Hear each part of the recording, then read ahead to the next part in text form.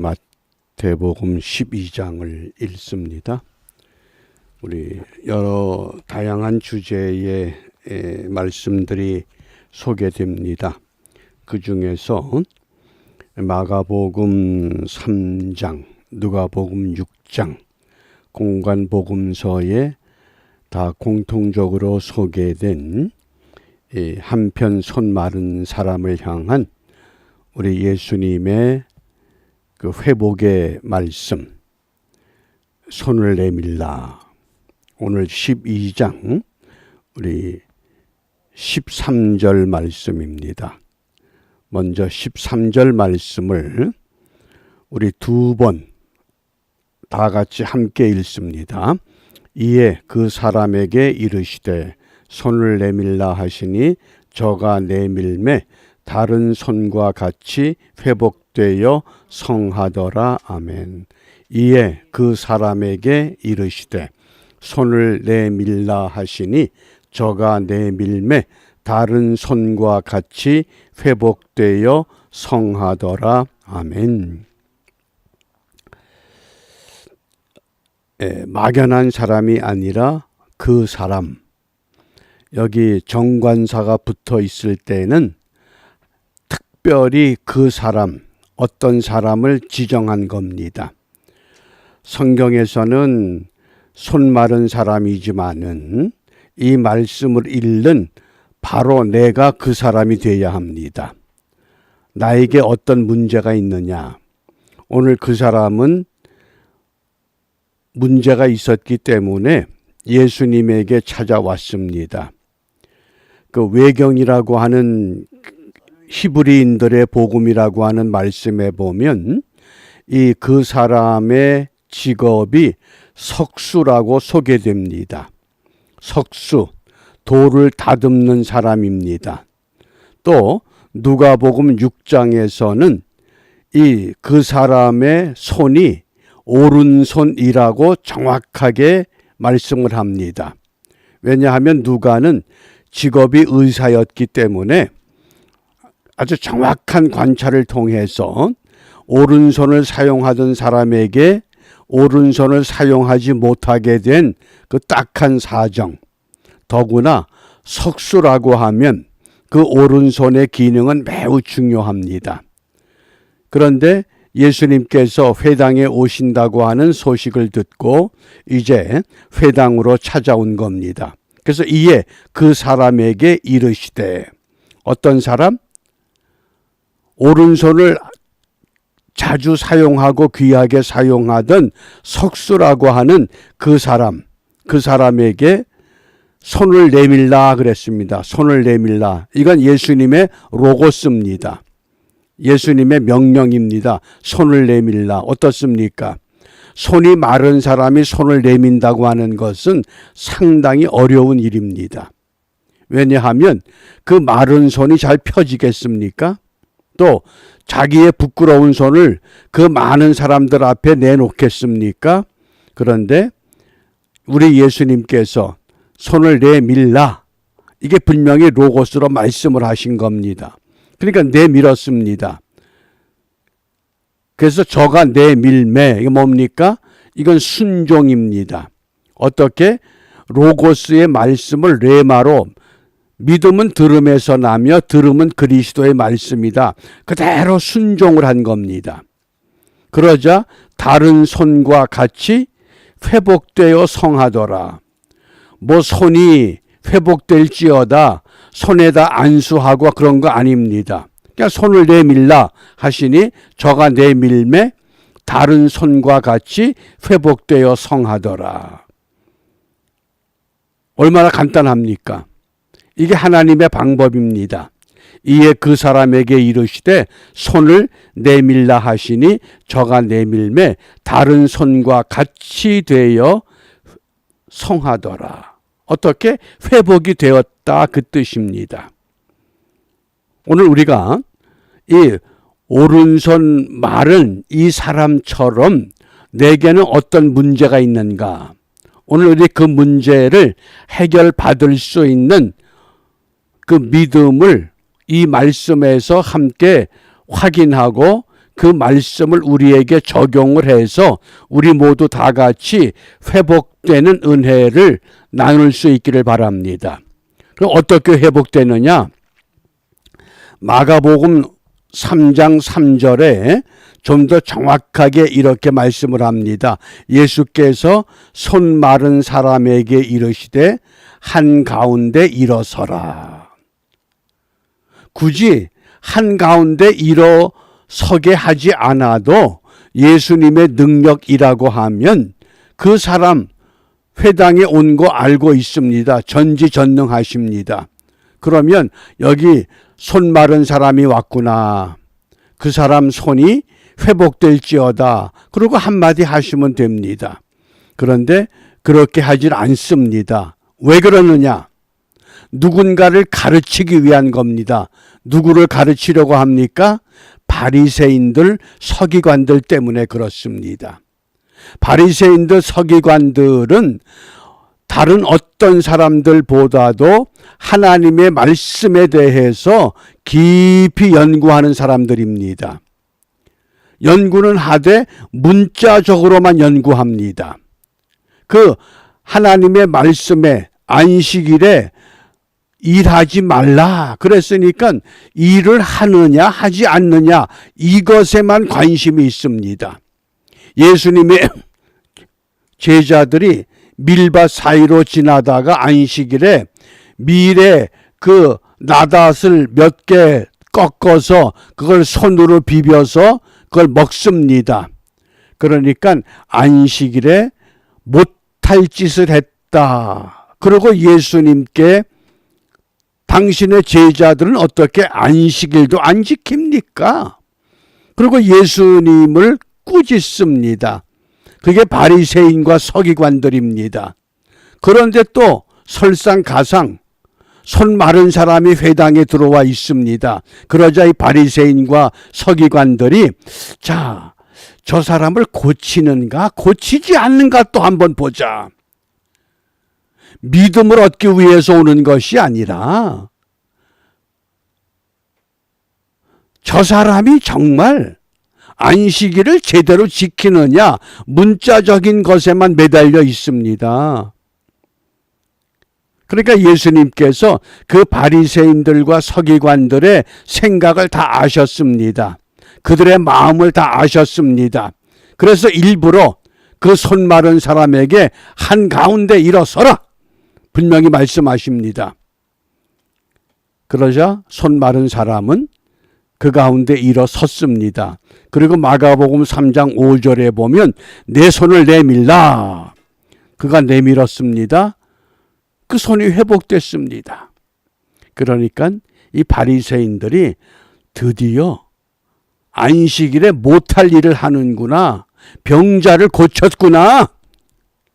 근데 우리 예수님께서 자, 이 안식일에 우리가 사람을 살리는 게 좋으냐, 예? 사람을 죽도록 내버려 두는 게 좋으냐. 안식일에 어떻게 하는 것이 안식일을 바르게 지키는 것이냐. 이 바리새인들의 믿음이 있는 것 같지만은 믿음이 없음을 깨우치기 위해서 오늘 일어서라, 손을 내밀라 이렇게 말씀하십니다. 가장 약한 것, 가장 부끄러운 것, 가장 드러내기 어려운 것, 그것을 오늘 주님은 내려놓으라고 말씀을 하십니다. 한편 손 마른 사람에게 부끄러운 것은 그 손입니다. 오늘 저와 여러분들에게 내가 하나님 앞에 가장 부끄러운 것이 무엇인가? 그것을 내놓기 위해서 손을 내밀라고 하신 겁니다. 그러니까 내밀면 됩니다. 그러면 그 손이 회복됐다고 오늘 우리에게 분명히 약속을 하신 겁니다. 그러니까 오늘 이 손 마른 사람은 육신의 손만 마른 그런 상태지 오늘 이 바리새인들은 어떻습니까? 오늘 2절 말씀에 보면 바리새인들이 보고 예수께 고하되 보시오 당신의 제자들이 안식일에 하지 못할 일을 하나이다. 고소할 거리를 찾기 위해서 육신적으로 손이 마른 이 손 마른 사람보다 더 심각한 문제가 뭐냐? 예수님을 책잡기 위해서.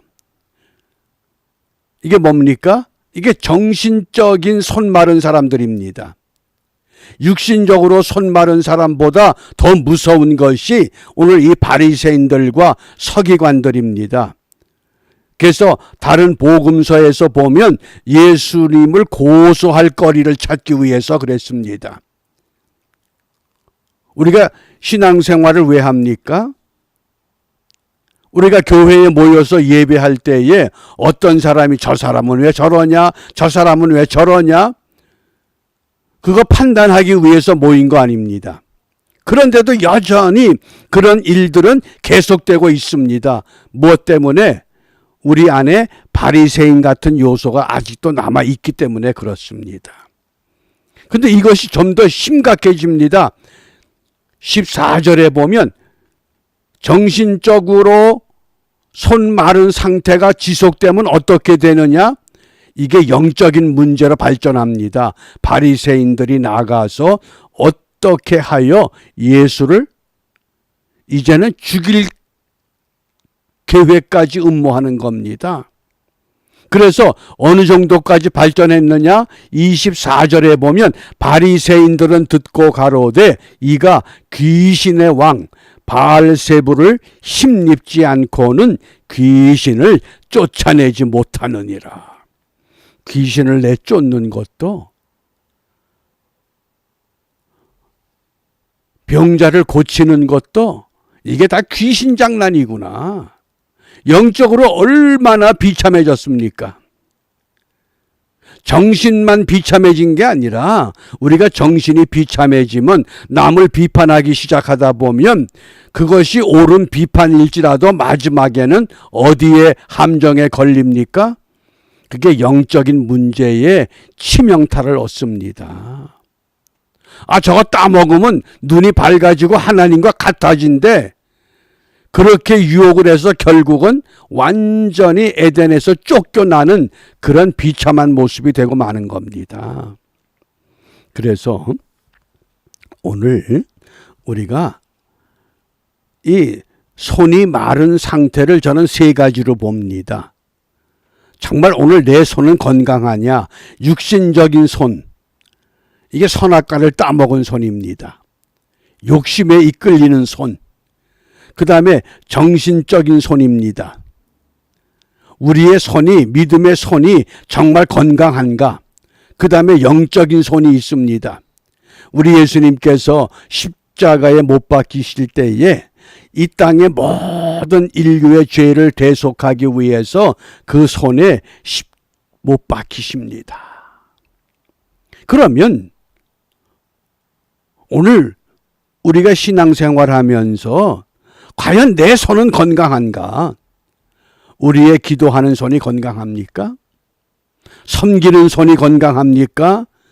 이게 손이라고 하는 것이 이 기능을 정리한 그 자료를 보니까 손의 기능이 78가지가 있다고 그래요. 헤아릴 수 없이 많습니다.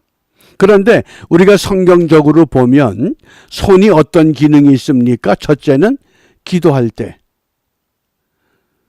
구약시대에는 기도할 때 손을 들었잖아요.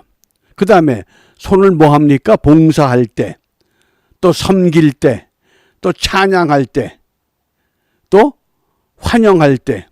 그게 다 손입니다. 특별히 그 엘버트 듀러라고 하는 화가의 그 기도하는 손 그림, 그 배경을 제가 한번 설명했죠. 원래 그 그림의 제목이 사도의 손이라는 제목입니다.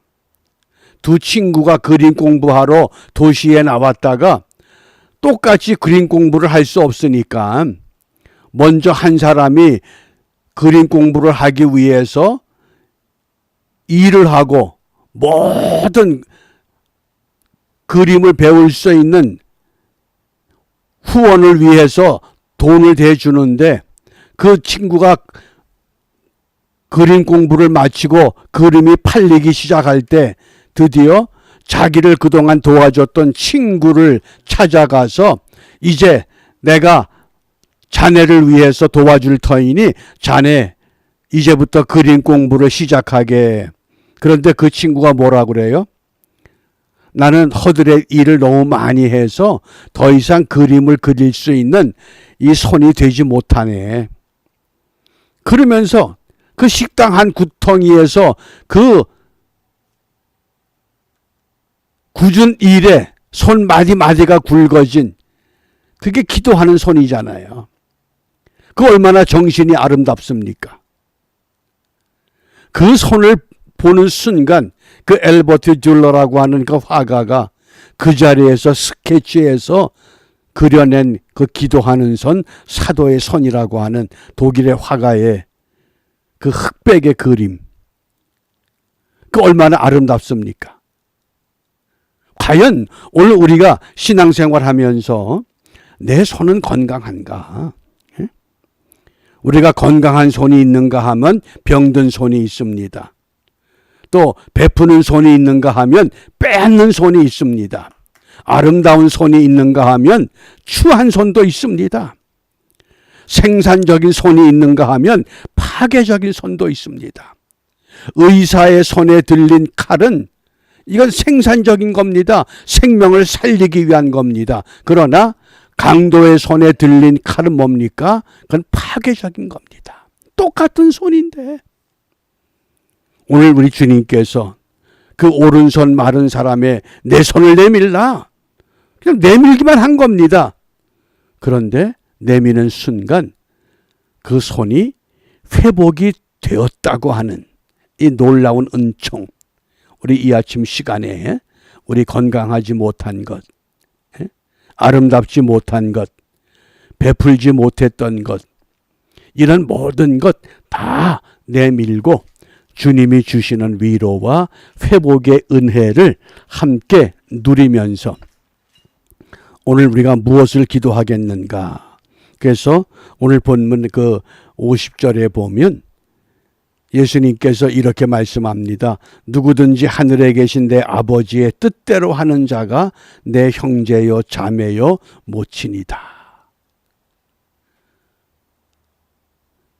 육신의 어머니 마리아와 그 형제들이 찾아왔을 때의 제자들이 당신의 어머니와 형제들이 찾아왔습니다.